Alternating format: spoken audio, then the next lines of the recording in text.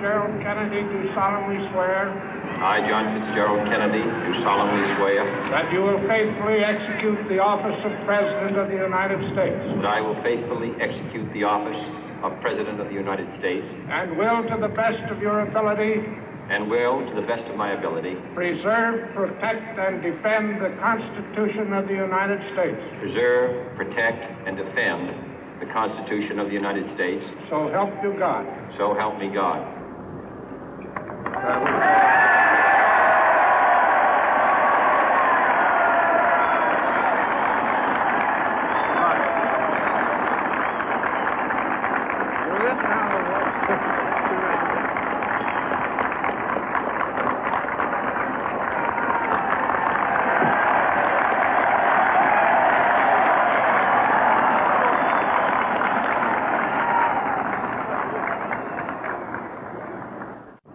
Vice President Johnson, Mr. Speaker, Mr. Chief Justice, President Eisenhower, Vice President Nixon, President Truman, Reverend clergy, fellow citizens.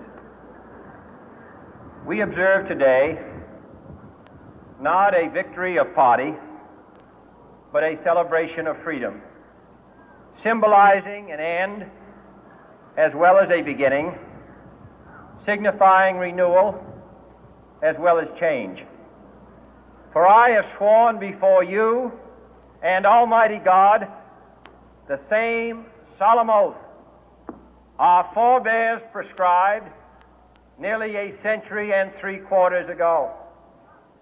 The world is very different now, for man holds in his mortal hands the power to abolish all forms of human poverty and all forms of human life. And yet the same revolutionary beliefs for which our forebears fought are still at issue around the globe. The belief that the rights of man come not from the generosity of the state, but from the hand of God. We dare not forget today that we are the heirs of that first revolution.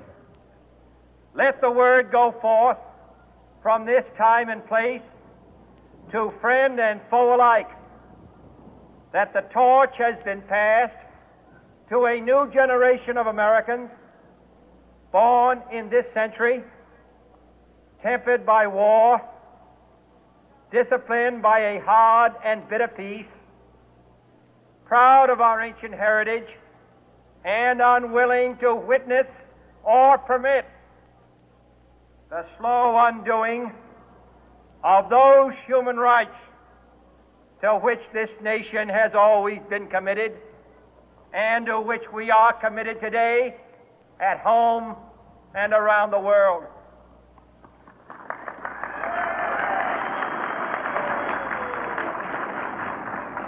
Let every nation know, whether it wishes us well or ill, that we shall pay any price, bear any burden, meet any hardship, support any friend, oppose any foe to assure the survival and the success of liberty.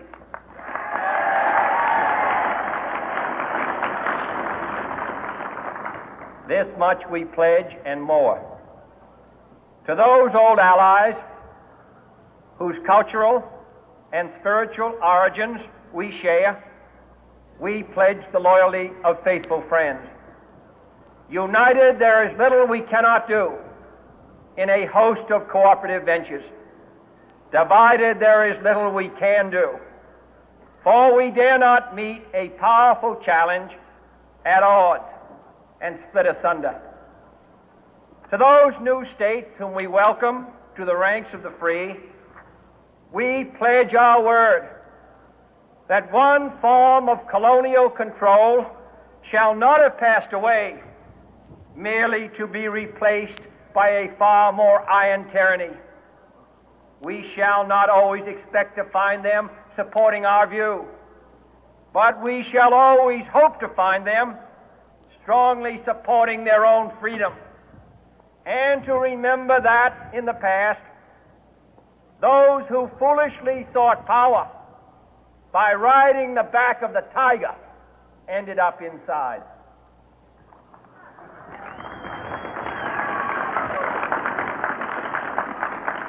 To those people in the huts and villages of half the globe struggling to break the bonds of mass misery, we pledge our best efforts to help them help themselves for whatever period is required, not because the communists may be doing it, not because we seek their votes, but because it is right. If a free society cannot help the many who are poor, it cannot save the few who are rich.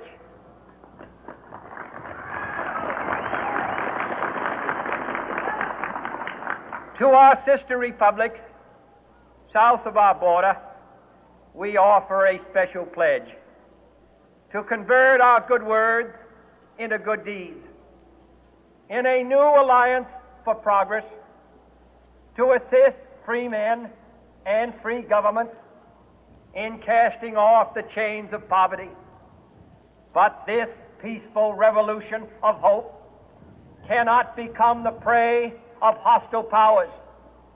Let all our neighbors know that we shall join with them to oppose aggression or subversion anywhere in the Americas.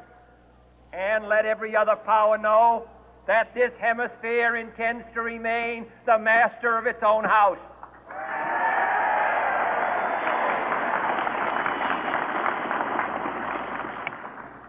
To that World Assembly of Sovereign States, the United Nations, our last best hope, in an age where the instruments of war have far outpaced the instruments of peace, we renew our pledge of support to prevent it from becoming merely a forum for invective, to strengthen its shield of the new and the weak, and to enlarge the area in which its writ may run. Finally, to those nations who would make themselves our adversary, we offer not a pledge, but a request that both sides begin anew the quest for peace.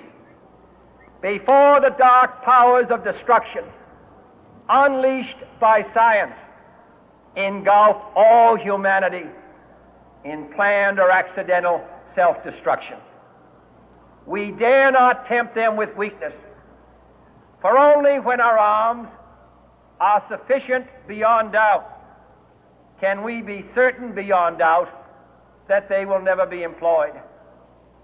But neither can two great and powerful groups of nations take comfort from our present course, both sides overburdened by the cost of modern weapons, both rightly alarmed by the steady spread of the deadly atom, yet both racing to alter that uncertain balance of terror that stays the hand of mankind's final war. So let us begin anew, remembering on both sides that civility is not a sign of weakness, and sincerity is always subject to proof. Let us never negotiate out of fear, but let us never fear to negotiate.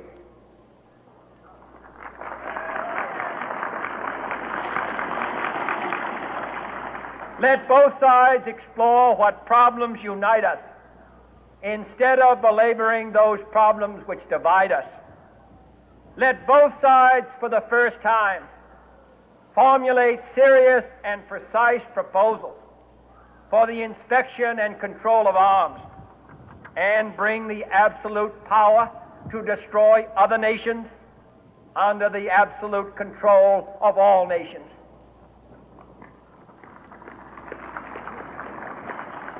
Let both sides seek to invoke the wonders of science instead of its terrors. Together, let us explore the stars, conquer the deserts, eradicate disease, tap the ocean depth, and encourage the arts and commerce. Let both sides unite to heed in all corners of the earth the command of Isaiah to undo the heavy burden and let the oppressed go free. And if a beachhead of cooperation may push back the jungle of suspicion, let both sides join in creating a new endeavor, not a new balance of power, but a new world of law, where the strong are just and the weak secure and the peace preserved. All this will not be finished in the first 100 days, nor will it be finished in the first 1,000 days, nor in the life of this administration, nor even perhaps in our lifetime on this planet. But let us begin.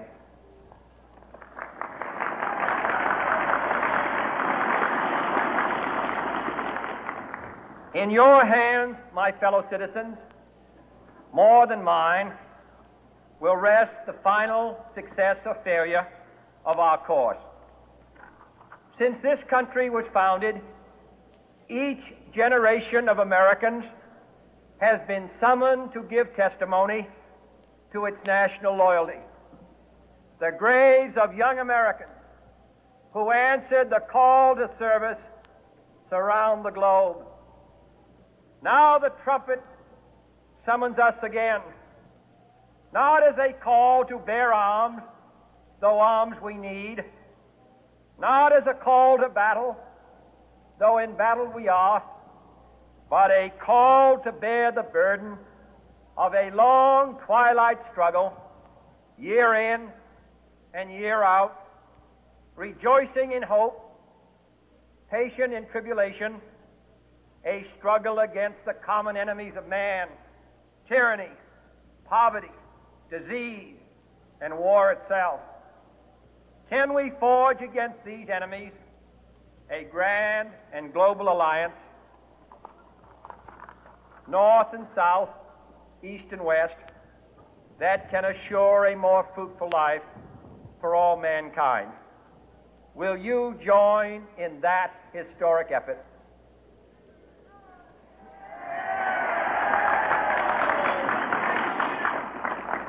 In the long history of the world, only a few generations have been granted the role of defending freedom in its hour of maximum danger. I do not shrink from this responsibility. I welcome it.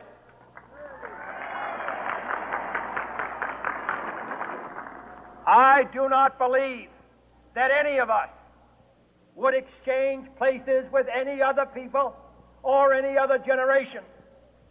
The energy, the faith, the devotion which we bring to this endeavor will light our country and all who serve it. And the glow from that fire can truly light the world. And so, my fellow Americans, ask not what your country can do for you. Ask what you can do for your country.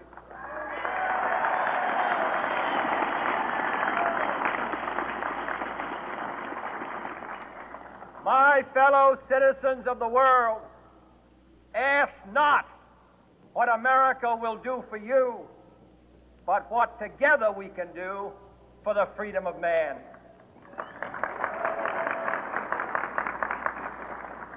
Finally, whether you are citizens of America or citizens of the world, ask of us here the same high standards of strength and sacrifice which we ask of you. With a good conscience, our only sure reward, with history the final judge of our deeds, let us go forth to lead the land we love, asking His blessing and His help, but knowing that here on earth God's work must truly be our own.